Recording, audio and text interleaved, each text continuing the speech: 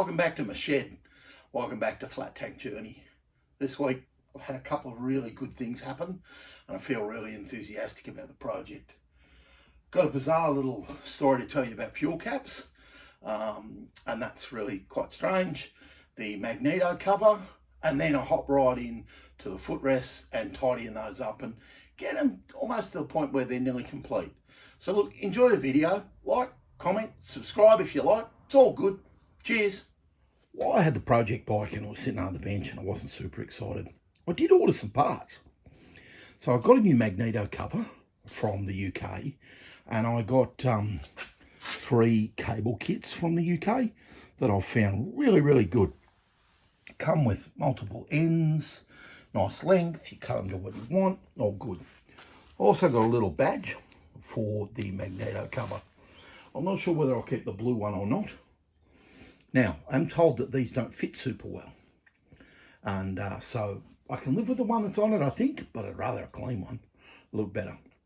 And then the other bizarre thing that I have is a pair of what was sold to me as Reading Standard, but if I turn it around, you can see the RS, but they're reproduction, of course, or I imagine they are, fuel caps and filler necks.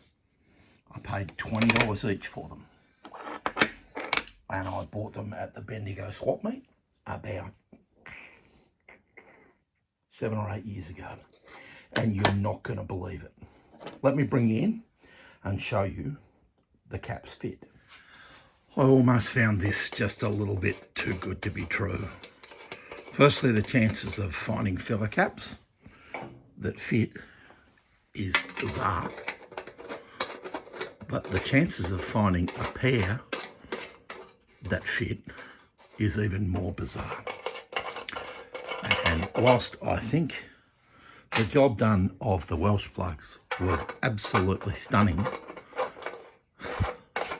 the fit of these 2 fuel caps is just near enough to perfect. One's got a little washer in it and I need to make one for the other. I'd have to say I'm super pleased. And, you know, a random purchase of something I didn't actually need 7, 8, 9 years ago has led to them being put on a bike. And the Welsh plug caps go back onto the filler necks. Bizarre. So here's the Welsh plug caps screwed back onto the filler necks that came with the Reading Standard repops, and they're probably still worth 20 or 30 bucks each. Can't believe it. They were still in the box I bought them in. I'm a bit of a tip rat and a bit of a hoarder, but anyway, there you go. It pays off. Let's see how this cover fits.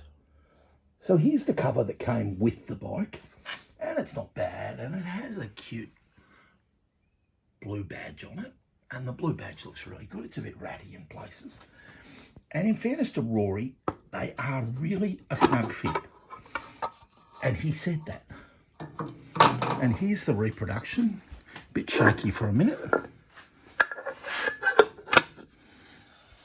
And lo and behold, it's a really snug fit again. It's a press on and it sort of seals and sits on really beautifully. I'm probably going to use the new one. It just looks too good. Whether or not I use the blue or the burgundy badge, I'll decide later. I'll bring you in and show you a close-up of both of those. But again, how bizarre. So that's the new badge that I purchased when I purchased the new cover. And I bought them from Villiers Spares in the UK. And the cover and the badge were not that expensive in the scale of things. I forget what they were, but they were not a lot of dollars. Get online and check them out. And then that's the original.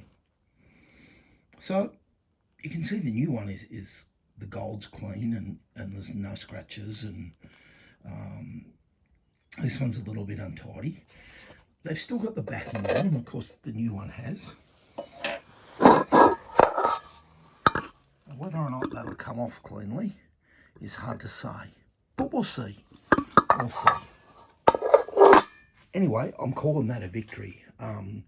Firstly, the bizarre purchase of the fuel caps and filler necks years and years and years ago. And then, you know, you take a punt, they're 9-inch covers, not the 9 1/4. I've got 9 1/4 on the Elliott, and I think I paid like 120 or 130 bucks. This was 20 bucks or something. It was no money. So victory, win-win. So I'm a buyer of steel in longer lengths than I need. Always annoys the places you buy. Fortunately, I buy off a local engineering works and they'll give me cut lengths. Sometimes, like the smaller bits on the floor, they're the end of their full length. I always take them. If they've got 1/2 metre, I say, yeah, I'll take that. That'll be cool. Unless, of course, I need it longer, but I don't. I keep a tiny bit of stuff and I have a scrap bin under the bench with more stuff. But I buy full lengths, or, you know, in this case, I bought 1200 of inch. I always buy shaft, I don't buy rod. The shaft's a little truer. So I'm going to cut 2 4-inch lengths, throw them in the lathe, and see if I can bore out a 12mm hole and get these new spacers made up for these footrests. So I've been messing around making the spacers for the brake pedals, and I arbitrarily made 2-inch ones, and I really need 4. I use one of the 2-inch ones in the middle of the dropouts from the frame to mount the right hand side brake lever on, but I need to space out the right hand side footrest and the left hand side footrest and the left hand side where the brake lever goes and the little lugs to actuate the brake levers. So it wasn't overly difficult. I'm within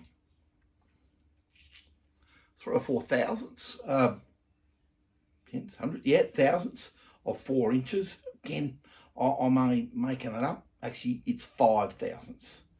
So I'm within 5 thou of 4 inches. I'm just 5 thou under. I think the other one's 4 thou under. So I've made the pair. I had a 12mm hole down the middle, and that's simple for the 12mm threaded rod to go. I bored an 8mm pilot hole, carefully, constantly clearing the drill bit and putting, I use Tap Magic for drilling and tapping. I put a little chamfer on the end, and I've given a little polish with some emery cloth. I'm going to fit these back to the bike and then having a look at the brake levers and see if we don't tack some of that on. So I've just fitted those spacers up to the bike. I've just knocked this one on. This one's really tight to get on, which is good. None of that's tacked together, but that's kind of how I thought it might look.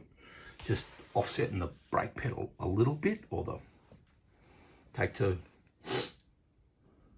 There's the 4-inch spacers connected up to the bike. Look really closely, and this one's got thrust washers or thrust bearings either side of it, and so it's the one in the middle. One on the other side hasn't.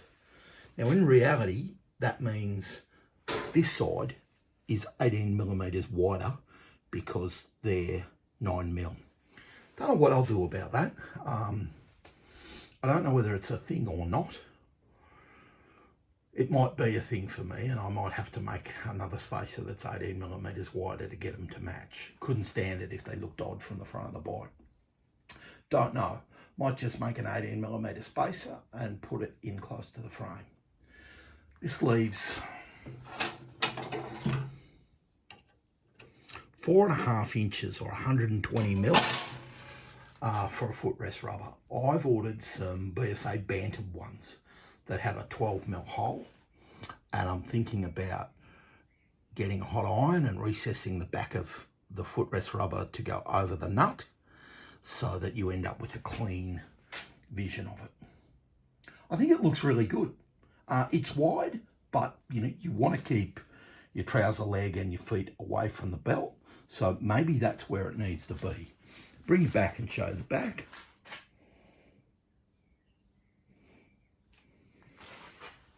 And it's going to leave room for actuating arms to come off the bottom of here or the inside. I'm not sure yet. I'm going to look at that later. Come around the other side. And here's the other side.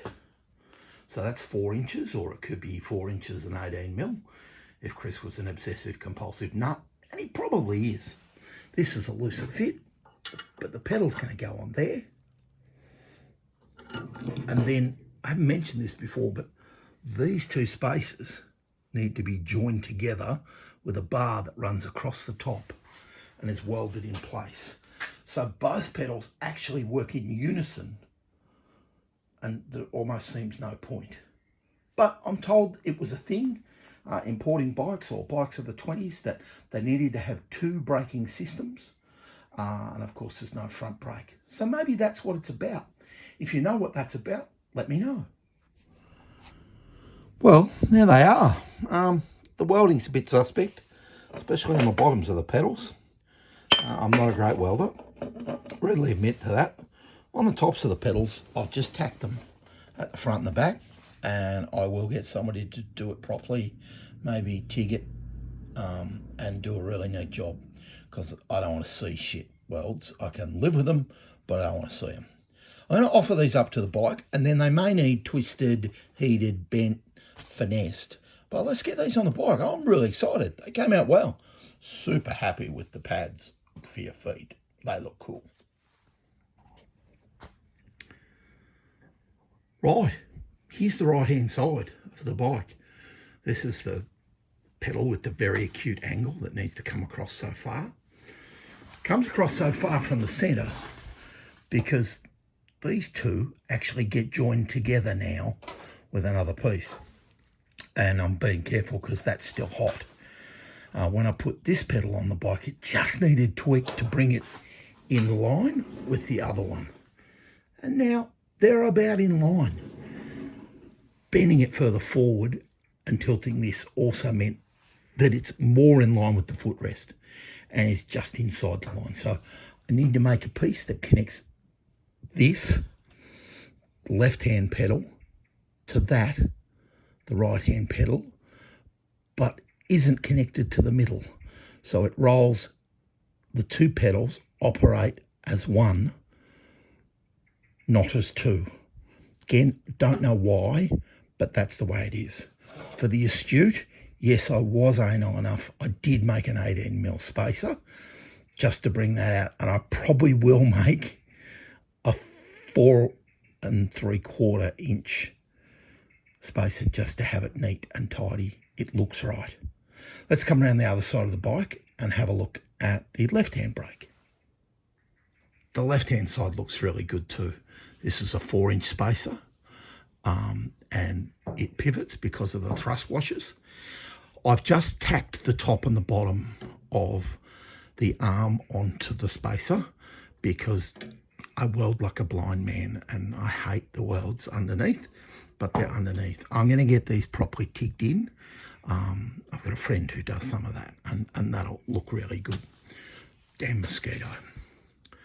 I'm very happy currently with the way it looks, and I'll join them together and then start work on the two rods and some sort of clearance system. Damn. I don't know how to do that yet, but I am working on an idea of how to mount the brake blocks into here. I'm not really sure. But, you know, a couple of weeks ago, I wasn't sure how this worked either.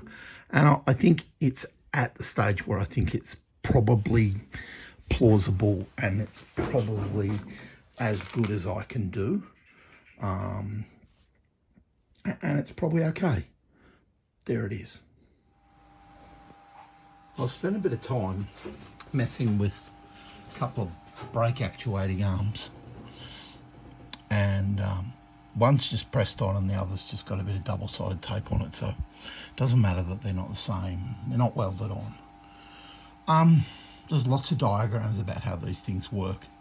Basically, they're a pull, so the rotation of the lever that way means that, you know, they'll pull downwards, and that operates the arms at the other end. I think I'm going to leave them pretty much as they are for now and start trying to build the other end. I think this might have been the easy end. I think the other end up here is going to be the difficult end. Joining them together, well, that might be difficult too. I'm not really sure. Anyway, they look plausible. Not stylish or anything, but they do look plausible. So, you know, it is what it is. All right, that's Flat Tank Journey and the Torpedo for another week. I hope you've enjoyed it. It takes a long time working on these things. I seem to mess around forever and get practically nowhere. I did forget to show you one thing in the footage I took. So I'm going to bring you in and show you that I've joined these pedals together and they're actually in one piece now. Let me grab you off the tripod and I'll show you that, and then we'll wind this thing up. I don't know why I haven't got footage from when I did this, but I haven't. So here it is. I used a milling machine to cut a recess out of a piece of bar, and then I roughly welded it in, and I emphasise the roughly. I've ground it out and re-welded it and tidied it up, and it's underneath the bike. But the pedals actuate together now, and it come up pretty well. Well, that was it. That was just that little bit of footage of the pedals. It's really a challenge, as I learned a video for you to see it. Sometimes I forget and I'm just working away and squirrering away and doing my thing. So just bring you back and see that the pedals are joined together. That's it for a week. Lots of stuff going on. I'm actually a little bit further ahead, trying to get some episodes in the can and trying to make a few things happen. But enjoy. Hope you like my project. Have a great weekend. See you later.